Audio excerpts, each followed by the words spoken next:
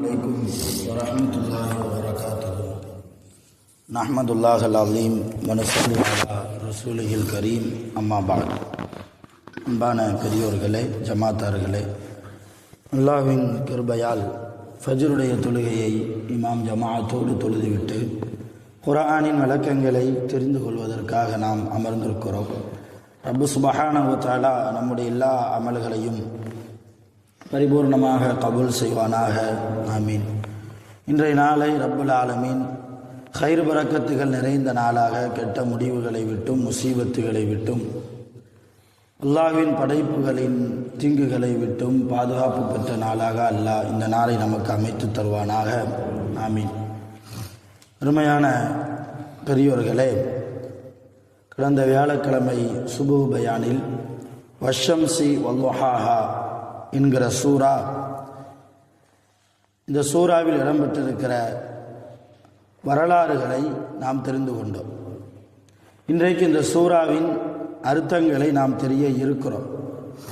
அல்லாஹ் இந்த சூறாவில் சொல்கிறான், வஷம்சி, சூரியன் மீது சத்தியமாக, வல்லுஹாஹா, அந்த சூரியன் உலகத்தில் வெளிச்சம் கொடுத்து பகலாகிற போது உலகத்தில் ஏற்படக்கூடிய முற்பகலின் மீது சத்தியமாக, வல்கமரி இதா தலாஹா, சூரியன் மறைகிற போது வெளிப்படக்கூடிய சந்திரன் மீது சத்தியமாக, வன்னஹாரி இதா ஜல்லாஹா, சூரியன் வானத்திலே வெளிப்படையாக வருகிற நேரத்தில் உலகத்தில் ஏற்படக்கூடிய பகலின் மீது சத்தியமாக, வல்லைலி இதா யகுஷாஹா, சூரியன் முழுமையாக மறைகிற போது உலகத்தில் ஏற்படக்கூடிய இரவின் மீது சத்தியமாக, வஸ்ஸமாஇ, வானத்தின் மீது சத்தியமாக, வமா பனாஹா, அந்த வானங்களை படைத்த அல்லாஹ்வின் மீது சத்தியமாக, வல் அருளி, பூமியின் மீது சத்தியமாக, வமா தஹாஹா, இன்னும் அந்த பூமியை பறந்து விரிந்து வைத்திருக்கிறானே அப்படிப்பட்ட அல்லாஹ்வின் மீது சத்தியமாக, வ நஃப்ஸின், இன்னும் நஃப்ஸின் மீது சத்தியமாக, வமா சவ்வாஹா, அந்த நஃப்ஸை மிக சரியாக செம்மையாக ஆக்கினானே அப்படிப்பட்ட அல்லாஹ்வின் மீது சத்தியமாக, ஃபஅல்ஹமஹா, அந்த நஃப்ஸுக்கு அல்லாஹ் உணர்த்தினான், ஃபுஜூரஹா வ தக்வாஹா, எதுவெல்லாம் தக்வாவாக இருக்கும், எந்தெந்த காரியங்கள் எல்லாம் பாவங்களாக இருக்கும் என்பதை நஃப்ஸுக்கு அல்லாஹ் உணரச் செய்திருக்கிறான். கது, நிச்சயமாக, அஃப்லஹ மன் ஸக்காஹா, யார் தன்னுடைய நஃப்ஸை பரிசுத்தமாக்குவார்களோ, யார் தன்னுடைய உள்ளத்தை நஃப்ஸை பரிசுத்தப்படுத்துவார்களோ அவர்கள்தான் வெற்றியாளர்கள். வகது, இன்னும் நிச்சயமாக, ஹாப மன் தஸ்ஸாஹா, யார் தன்னுடைய நஃப்ஸுக்கு அழுக்குகளை சேர்க்கிறார்களோ, அசுத்தத்தை சேர்க்கிறார்களோ அவர்கள் நாசமடைந்து விட்டார்கள். கல்லபத் சமூது பி தகுவாஹா, சமூது கூட்டத்தார்கள், நான் வியாழக்கிழமை ஒரு கூட்டத்தார்களை பற்றி சொன்னேன். கரும்பாறையிலிருந்து கர்ப்பிணியான நிலைமையில் ஒரு ஒட்டகம் வெளிவர வேண்டும், அப்பொழுதுதான் நபியே உங்களை நாங்கள் நபியாக ஏற்றுக்கொள்வோம் என்று ஒரு கூட்டத்தார்கள் சொன்னாங்க. அந்த கூட்டத்தார்கள் எந்த நபியினுடைய கூட்டம்? சாலிஹ் அலைஹிஸ்ஸலாம் அவர்களுடைய கூட்டத்தார்கள். அதை பற்றி தான் அல்லாஹ் சொல்கிறான், கல்லபத், பொய்ப்படுத்தினார்கள். சமூது, சமூது கூட்டத்தார்கள் பொய்ப்படுத்தினார்கள். பி தகுவாஹா, தங்களுடைய அலிச்சாட்டியங்களை கொண்டு, தங்களுடைய அட்டூழியங்களை கொண்டு. இது நபியை நீங்கள் நினைத்து பாருங்கள். இந்த நபி முஹம்மது ரசூலுல்லாஹ், அவங்கள பார்த்து அல்லாஹ் சொல்றான், இது முஹம்மது நபி அவர்களே நீங்கள் நினைத்து பாருங்கள். இம்பஅஸ அஷ்காஹா, அந்த சமூக கூட்டத்திலேயே மிக கெட்டவன் கிளம்பி வந்தபோது, அந்த நேரத்தை நீங்கள் நினைத்து பாருங்கள். இந்த கெட்டவன் பேர் என்ன பேர் யாருக்காவது தெரியுமா? சமூக கூட்டத்திலேயே மிக மகா கெட்டவன். யாருக்காவது தெரியுமா? ஹைதர். அவன் பேரு ஹைதர். அவன் அப்படிப்பட்ட கெட்டவன் கிளம்பி வந்தபோது ஃபகால லஹும் ரசூலுல்லாஹி, அப்பொழுது அல்லாஹ்வுடைய தூதராக இருந்த சாலிஹ் அலைஹிஸ்ஸலாம் அந்த மக்களுக்கு சொன்னார்கள், நாக்கத்தல்லா, இந்த ஒட்டகம் என்பது அல்லாஹ்வுடைய ஒட்டகம், அதற்கு எந்த தொந்தரவும் கொடுக்காதீர்கள். வசுக்கியாஹா, அது தண்ணீர் அருந்துவதற்கு நீங்கள் இடைஞ்சலாக இருக்காதீர்கள். அது தன்னால் முடிந்த அளவுக்கு அது தண்ணீர் அருந்தத்தான் செய்யும் என்று சொன்னதை நீங்கள் நபியை நினைத்து பாருங்கள். ஃபகதபூஹு, சாலிஹ் நபியை அந்த மக்கள் எல்லாம் பொய்ப்படுத்தினார்கள். அதோடு மாத்திரமல்ல, ஃபஅகருஹா, அந்த ஒட்டகத்தினுடைய கரண்டை காலின் நரம்புகளை வெட்டி விட்டார்கள். ஃபதம்தம அலைஹிம் ரப்புஹும் பிதம்பிஹிம் ஃபஸவ்வாஹா, அவர்கள் இப்படி செய்த காரணத்தால் அவர்கள் மீது அல்லாஹ் வேதனையை இறக்கினான். ஃபஸவ்வாஹா, அவர்கள் செய்கிற பாவத்தின் காரணமாக அவர்கள் தரை மட்டமாக ஆக்கப்பட்டார்கள். வலா யகாஃபு உக்குபாஹா, அவர்கள் தங்களுடைய தண்டனையை நினைத்து பயப்படவில்லை. 3 நாளில் அழிஞ்சு போயிருவீங்க. உங்களுடைய முகம் முதல் நாளில் எந்த நிறத்தில் மாறும்? மஞ்சள் நிறம். 2வது நாளில் எந்த நிறத்தில் மாறும்? சொல்லுங்களேன். சிகப்பு நிறம். 3வது நாள் எந்த நிறத்தில் மாறும் முகம்? கருப்பு நிறம். இப்படி 3 நாள் உங்களுக்கு டைம் இருக்குது.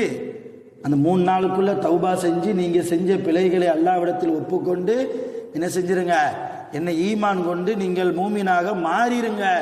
இல்லை என்றால் 3வது நாள் உங்களுக்கு அல்லாஹ்வுடைய வேதனை இறங்கும் என்று சாலிஹ் அலைஹிஸ்ஸலாம் சொன்னபோது வலா யகாஃபு உக்குபாஹா, அந்த வேதனையை நினைத்து அவர்கள் என்ன செய்யல? பயப்படலை. சாதாரணமாக இருந்தார்கள். அருமையான ஜமாத்தார்களே, பெரியோர்களே, இந்த ஆயத்தில் அல்லாஹ் நஃப்ஸை பற்றி சொல்கிறான். கத் அஃப்லஹ மன் ஸக்காஹா, யார் வெற்றியாளி? தன்னுடைய நஃப்ஸை யார் ஜெயிக்கிறாரோ, தன்னுடைய நஃப்ஸை யார் சுத்தப்படுத்துகிறாரோ. நஃப்ஸ் என்பது உள்ளம். நஃப்ஸ்னா உள்ளம். நஃப்ஸ் பல வகையாக இருக்கிறது. அதில் மிக கொடூரமான நஃப்ஸ் என்பது தீமைகளை ஏவக்கூடிய நஃப்ஸ், மிக கெட்ட நஃப்ஸ். அது அல்லாஹ் அது குறித்து 13வது ஜுசுவிலே ஆயத்தில் சொல்றான், வமா உபர்ரியு என்று ஆரம்பிக்கக்கூடிய அந்த ஜுசுவினுடைய ஆரம்பத்தில் இன்ன நஃப்ஸ லஅம்மாரத்தும் பிஸ்ஸு, நஃப்ஸ் என்பது கெட்டதைத்தான் ஏவும் என்கிறான் அல்லாஹ். நஃப்ஸ் இருக்க உள்ளம் என்னைக்கு நல்லது துளப்போ அப்படின்லாம் ஏவாது. ஒரு வக்து தொலை போகலன்னா என்ன ஆயிரப்போகுது? இத்தனை நாள் தொழுதுட்டு தானே வர்றோம். ஒரு வக்து சரி கொஞ்சம் பனியாக இருக்குது, கிளைமேட் சரியில்லை, நல்ல மழை பெய்யுது, இந்த மழையில் நனைஞ்சிட்டு போயிட்டா உடம்பு சரியில்லாமல் போயிடும், அதனால் வீட்டுக்குள்ளே தொழுதுக்கலாம் என்று முதல்ல நஃப்ஸு சொல்லும். இவர் என்ன செய்வார்? நஃப்ஸுக்கு பயிற்சை கேட்டு பள்ளிவாசலுக்கு வராமல் வீட்டிலே உட்காந்துருவார். டைம் போய்கிட்டே இருக்கும். சரி, ஒரு டைம் அசர் வரைக்கும் இருக்கு இல்லையா, 3 வரைக்கும் இருக்கு இல்லையா, மணி இப்போ 1, 1:30, 2 தானே ஆகுது, இன்னும் 1 மணி நேரம் டைம் இருக்குது, சாப்பிட்டு தொழுதுக்கலாம். சாப்பிடுவார், தூங்குவார், படுத்துருவார், உள்ளூர் போயிடும்.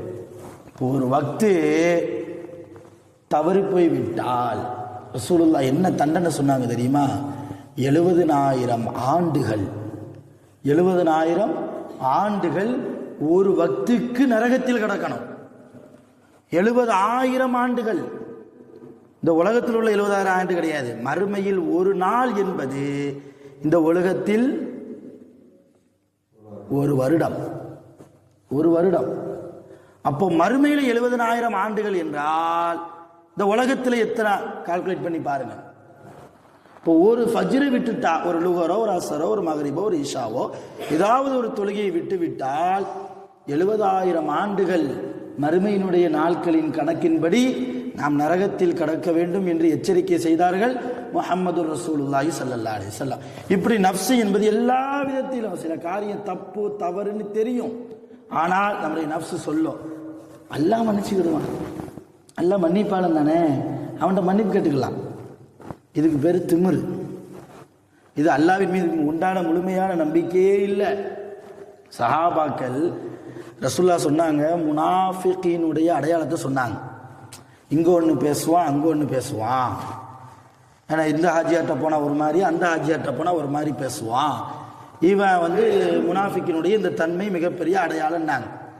இதை கேட்டுட்டு ஒரு சஹாபி வீட்டில் போய் உட்கார்ந்தாரு, அழுகிறாரு. திரும்ப ரசூல்லாட்ட வந்தார், யார் ரசூலல்லாஹ் நான் முனாஃபிக் ஆயிட்டேன்ட்டார்.